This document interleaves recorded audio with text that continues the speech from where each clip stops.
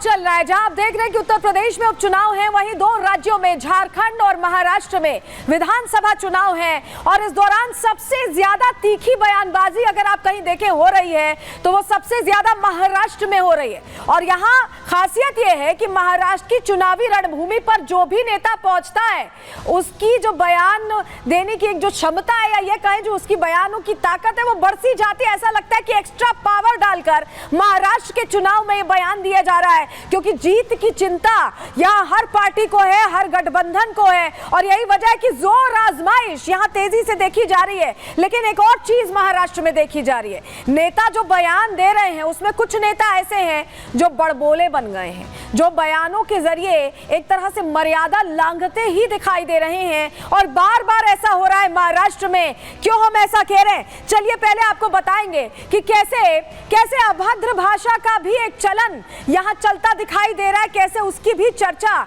यहाँ होती दिखाई दे रही है। चलिए सबसे पहले आपको बताते हैं कि यहाँ महाराष्ट्र में ही ये तीखी बयानबाजी क्यों हो रही है। चलिए सबसे पहले जानकारी आपके सामने रख रहे हैं, क्योंकि तीन ऐसे चेहरे हैं। जी हाँ, ये तीन चेहरों को जो आप देख रहे हैं ये अलग ही मूड में दिखाई दे रहे हैं। सबसे पहले नाना पटोले की बात कर लेते हैं। महाराष्ट्र के ये कांग्रेस के अध्यक्ष हैं और वहां पर जिम्मेदारी संभाले हुए हैं। उन्होंने बीजेपी पर ऐसी अभद्र टिप्पणी की है, कुत्ते को लेकर तू मैं हो गई है। कैसे हुई है बताएंगे आपको आगे। लेकिन दूसरी शख्सियत कौन है ये देखिए आप, ये कांग्रेस के अध्यक्ष हैं, राष्ट्रीय अध्यक्ष, जिन्होंने भी बीजेपी पर ही टिप्पणी की है। वहीं इमरान मसूद भी इस पूरी पिच पर खेलते दिखाई दिए।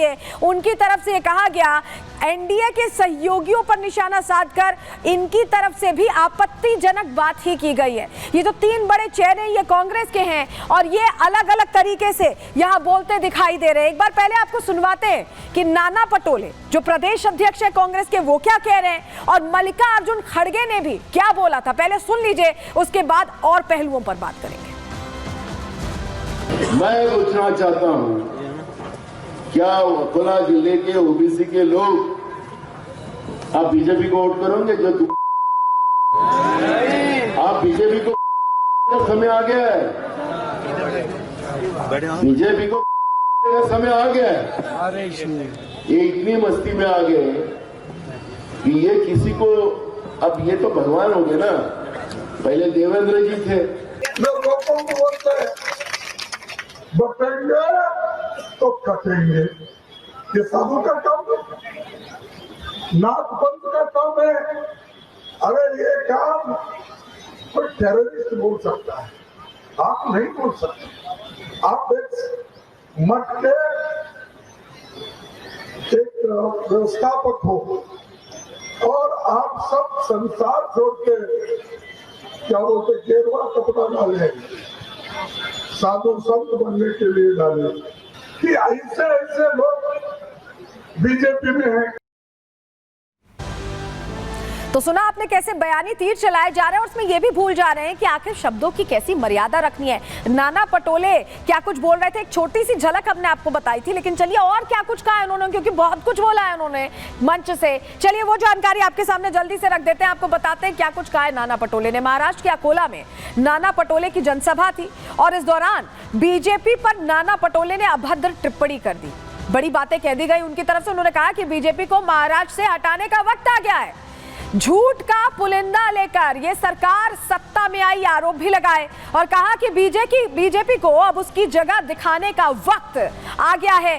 बीजेपी वाले खुद को भगवान समझते हैं, इनकी मस्ती बढ़ गई है, ये बयान दिया।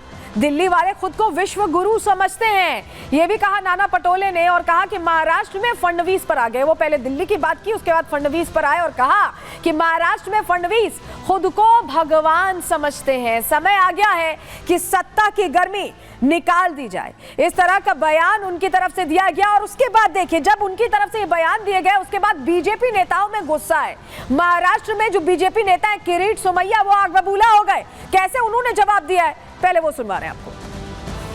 वो निराशा से हताहत होते जा रहे हैं। शरद पवार कहीं कुछ बोल रहे हैं, उद्धव ठाकरे चुनाव आयोग को गालियां दे रहे हैं। अब ये कांग्रेस, राहुल गांधी की कांग्रेस बीजेपी को कुत्ता कहती है, क्योंकि ओपिनियन पोल में भी भाजपा महायुति को स्पष्ट बहुमत दिखाई दे रहा है। इसलिए मैं उनकी निराशा समझ सकता हूं।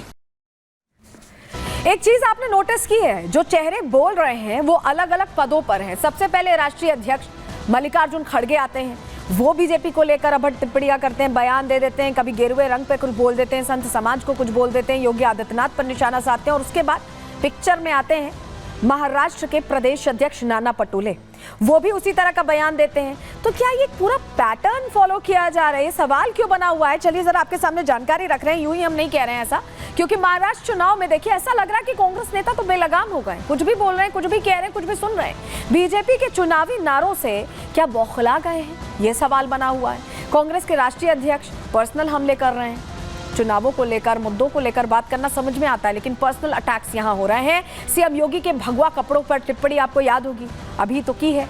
सीएम योगी के नारे को आतंकी भाषा उन्होंने बता दिया था। अब कांग्रेस के बाकी नेता भी, उनको लग रहा है कि हमारे अध्यक्ष इस रास्ते पर चल रहे हैं, हमें भी उसी रास्ते पर बढ़ना है। नाना पटोले मन से पूरी तरह से यहां बीजेपी को गाली देते नजर आए।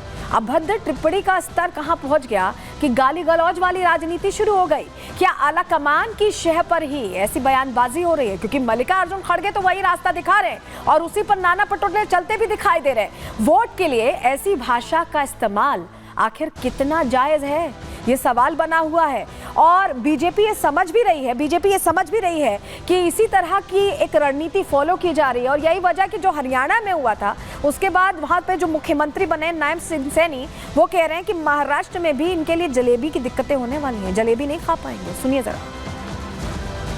जैसे ही चुनाव नजदीक आ रहे हैं वैसे ही अपशब्दों का दौर जो है वो शुरू हो गया है। कल खड़गे जी ने कहा कि योगी जी को भगवा रंग छोड़ करके या तो राजनीति ही करें या तो वो साधु ही बन जाएं। आज नाना पटोले का बयान आया, उन्होंने कहा कि भारतीय जनता पार्टी को की हालत में जो है बनाने का वक्त आ गया है।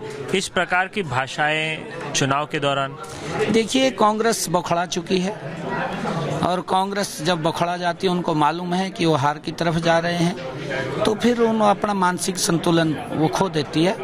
वो जो बोलते हैं उनके ऊपर है, हमें उसके ऊपर कोई प्रतिक्रिया नहीं देनी। वो अपना मानसिक संतुलन खो चुके हैं। अब तो उनको क्योंकि इमरजेंसी के किसी हॉस्पिटल में एडमिट कराने की आवश्यकता पड़ेगी अभी धीरे धीरे, जब 23 तारीख को रिजल्ट आएंगे। आप देखना कांग्रेस और इंडी गठबंधन के लोग, ऐसा लग रहा है कि यहाँ कांग्रेस अंडर कॉन्फिडेंट हो गई है। हरियाणा में हार हो चुकी है, क्या महाराष्ट्र में भी ऐसा होने वाला, ये डर है? क्योंकि मराठवाड़ा हाथ से खिसकता दिखाई दे रहा है, बड़े चेहरे इधर उधर जा चुके हैं। इसी वजह से क्या विदर्भ में इस तरह की राजनीति हो रही, इस तरह की बयानबाजी हो रही? क्यों मैं ऐसा कह रहे हैं, चलिए जल्दी से जानकारी आपके सामने हम रख देते हैं। क्योंकि ऐसा लग रहा है कि हाथ से खिसकते विदर्भ को देखते हुए या मराठवाड़ा को देखते हुए बौखलाहट में ये सब कुछ कहा जा रहा है।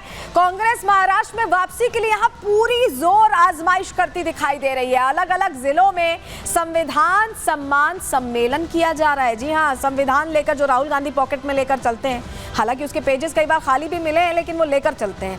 वही यहाँ पर कार्यक्रम हो रहे हैं। इन कार्यक्रमों में शामिल हो चुके हैं राहुल गांधी और खड़गे। सम्मेलन के जरिए ओबीसी वोटर्स को साधने की पूरी कोशिश की जा रही है। मंच से खासतौर से जिक्र आ रहा है, विदर्भ में ओबीसी वोटर्स की तादाद सबसे ज्यादा है। वहीं अकोला में ओबीसी वोटर्स को संबोधित कर रहे थे नाना पटोले जब उन्होंने इस तरह की बात कही। मराठवाड़ा में भी ओबीसी वोटर्स पर सभी की नजरें हैं, निगाहें टिकी हुई हैं, क्योंकि ये वो वोट बैंक है जो तस्वीर बदल सकता है। इस इलाके में 52% ओबीसी वोट बैंक मौजूद है। ऐसे में पंकजा मुंडे और धनंजय मुंडे, जो कभी एक दूसरे से अलग हुआ करते थे, ऐसे तो कजिन्स हैं लेकिन अलग हुआ करते थे, भाई बहन हैं, लेकिन अब साथ आ गए हैं तो जोर और आ गया है। और यही टेंशन दे रहा है इंडी को। शायद मराठवाड़ा में महायुति अब मजबूत हो रही है और महाविकास आघाड़ी कमजोर होती दिखाई दे रही है। महायुति की मजबूती से ही कांग्रेस की टेंशन बढ़ गई है और अब विदर्भ के ओबीसी वोटर्स को साधने की कोशिश यहां कांग्रेस के तमाम जो बड़े चेहरे पहुंच रहे हैं उनकी तरफ से की जा रही है, उनकी तरफ से पूरी जोर आजमाइश यहां की जा रही है।